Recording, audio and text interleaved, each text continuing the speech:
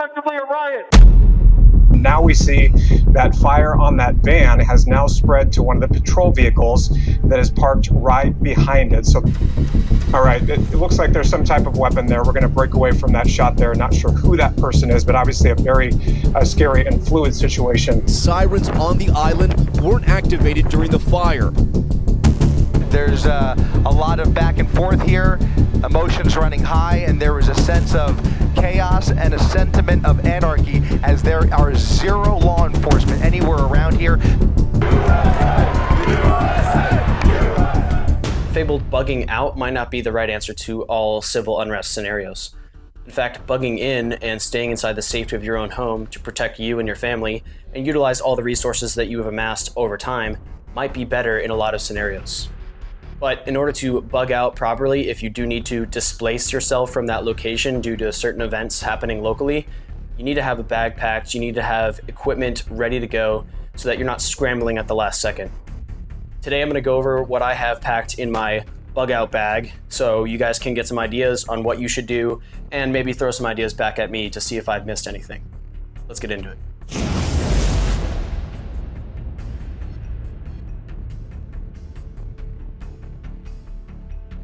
All right, so I'm gonna start out on the outside of my bug out bag and show you what bag I'm using, what I have inside of it, and a little bit of B-roll so you guys can see a better look at the gear that I'm using. So I got everything in a Camelback maximum gear hydration pack, but also kind of a rucksack. The bag itself is super high quality. It has laser etched moly along the outside panel.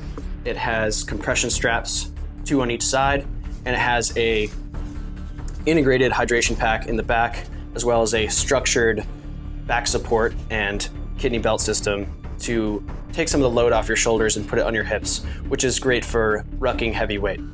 Altogether, this thing only weighs about 32 to 35 pounds when I have it fully packed out, which honestly is a super manageable weight, and I attribute some of that to the lightness of the bag when it's empty.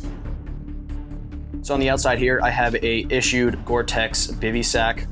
It is waterproof and it's really light, keeps the rain off you, keeps some of the elements away as you're trying to sleep outside. I've used it in a bunch of different scenarios and it works great.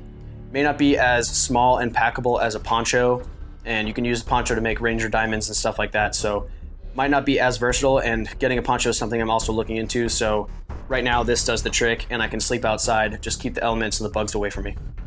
Next thing I have, obviously in the hydration pack, I have a 3-liter Camelback tucked away in there. It's not full right now, but if I needed to bug out, I could quickly fill it with 3 liters of water and I'm good to go.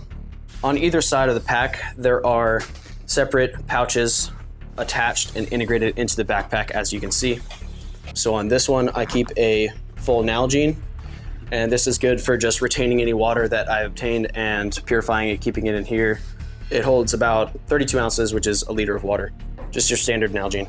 Also in here, I have a life straw just in case I need to use this. I have multiple sources of drinking and obtaining water and purifying water, so I'll go through those as we go through the bag.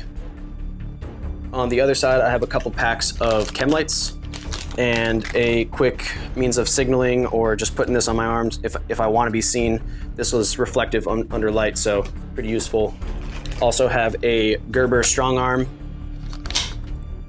and a quick emergency pack of 20 rounds of 9mm. All right, so moving on to the next pocket underneath this laser etched moly webbing. I don't have anything attached here for now, just to prevent any snagging, and there's really no need to hang anything on the outside, but if you wanted to do that, there's plenty of moly webbing available. So you undo the compression straps just to make it a little bit easier to open.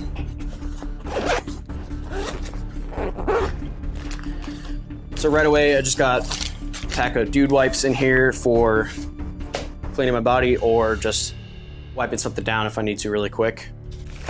I got a flask full of vodka for hydration, relaxation, and sanitization. Also a pack of Marlboros just in case I need to, relax in a stressful situation. They also make a good bartering tool if you need to trade for something. A lot of people will take these in exchange for something that you may need, so just a good idea to have that on hand. Right in this mesh pocket here, I got a couple quick access tools that I might need to pull out really quick to use them. So got Oakley eye protection, Ear Pro, some of those blue rubber kind, a AAA powered Energizer flashlight that has a red lens just kind of attached to it. And then a Sharpie in case I need to write on something for tourniquets or whatever it may be. Next up in this mesh pouch, I have a lot of medical things that I would normally have in a removable med pouch. I just don't have one on hand right now, so that's something I'm looking at getting into. Got Vaseline, Purell, tourniquet, Pepto-Bismol and Tylenol, quick little boo-boo kit, a Right in the Rain, some cotton balls, medical gauze, steel wool, and a flint starter, fire starter. So some of the things about these is they have multi-use. So you can put Vaseline on a cotton ball and it can help you start a fire because Vaseline is flammable. But you can also use this for water filtration or cleaning up wounds. Same with the medical gauze. So a lot of the things in here have multiple uses. All right, next up, we're going into the main compartment of the bag. So right off the bat here on the front mesh pocket, I just have a few means of purifying water. So I have the Canid Provisions Personal Water Decon Kit, super awesome kit. Take a look at their website if you guys don't know what that is. Also have the H2Go water purification bleach making system. This thing is awesome. Again, highly recommend, and I think Canid Provisions also sells this on their website. Lastly, I just have some bottle cleaning tablets. Throw it in a bottle, clean out the bottle, and then toss the water, and then you got a clean bottle. All right, in the next mesh pocket, I got a lot of utility-related items. So first off, got a sewing kit for fixing any field repairs that I may need to make. A bag of various batteries for a lot of things that I use, such as CR123As, AA's, AAA's, and CR2032s. Next, I got a pair of binoculars, just in case I need to look at something at a distance. Got about 50 feet of 550 cord for really anything at all that I need it for. And then just some basic Gerber knife and multi-tool. Not the best quality, but keeping it in here, I'm not using it a whole lot, so it will do the trick if I need to pull it out to use it. And then I just got a bag with face paint, some toilet paper, and some matches. A headlamp, a compass that I will be upgrading to an actual lensatic compass. This is just the one I had on hand right now. And then a charger for the Olight flashlights that I use. All right, so in the main compartment, right at the top here, I have a silent EMP and waterproof bag, which I keep my Quancheng UV K5 in here just for comms. Keep it in the EMP bag just to keep it safe. Don't want any damage to come to this radio because it is kind of an emergency use radio, so check those guys out if you don't know about silent as well. In this tan bag, I got a full change of clothes and 2 pairs of underwear and socks in there because that is likely what I'll be changing out the most.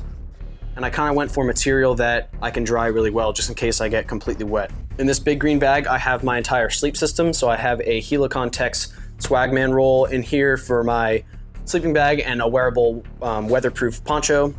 I have a blow up pillow and then also a hammock that I can string up to trees. That way when I'm using the baby sack, I can string up a hammock, get off the ground a little bit. Right here, just a microfiber towel that will dry pretty quick. You know, in case I get completely soaked, fall in a river or something and need to dry off so I don't get hypothermia. This is just a small usable towel that will really help in a pinch.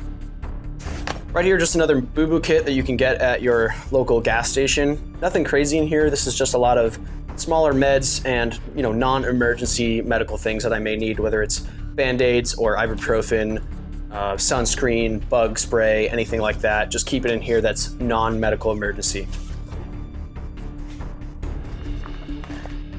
Then I got a stripped down MRE just to reduce some weight and size. There's a lot of things in the MRE that you don't need, and if you've never seen an MRE stripped down video, there's a bunch online, check those out. But it gets into this really compact size, you just tape it back up when you're done. So it's not gonna get me through the week or anything, but you know, you run out of food, not a big deal, but you run out of water, that's a much bigger deal. So it's good to have a little bit of snacks on you, but not the end of the world if you don't. Then we have a Gerber tomahawk. So So this thing's pretty cool because it's small. It's got a lot of weight to it, so if I really needed to get into a door or cut down a small tree, this would really do the trick. But it also has a knife built into the handle that I never use, so it stays extremely sharp. But pretty good dual use tool here. At the bottom, we got a Goal Zero solar panel, and I believe this is the 10-watt version, but it folds out and you can hang it from your bag with this. It also has just a regular USB plug in the back, so you can charge all your small portable electronics. I do need to get a battery pack. I know Goal Zero makes a lot of really good quality power packs, so that is something I'm looking into getting, and this is the Goal Zero Nomad 10. All right, last but not least, we got a full trauma kit that I sourced from a surplus store. It's got a lot of really good emergency medical equipment in here, such as trauma dressing, gauze, tourniquet, medical gloves, splint, chest seals. Everything that you could need for an emergency is in here, and it's in this nice convenient bag. So if I needed it, just grab it by the red strap right here, yank that out, and then you got a lot of the medical things that you may need. That is pretty much it. So the purpose I have in mind behind this bag is I'm thinking about days here, not weeks and not just a single day, but this could get me through 3, 4, maybe 5 days if I'm lucky, just to get to where I'm going. And it's not gonna be an end-all be-all. This isn't the answer to all of your use cases or your problems.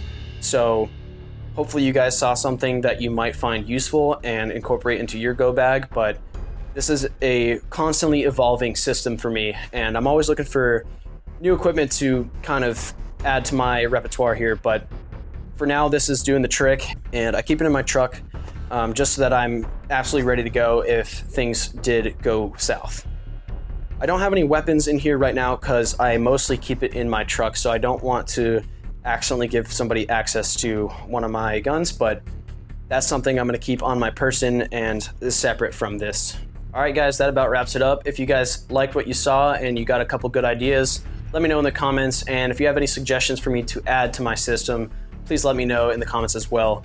Don't forget to like, comment, and subscribe. And thanks for supporting the channel. Catch you in the next one.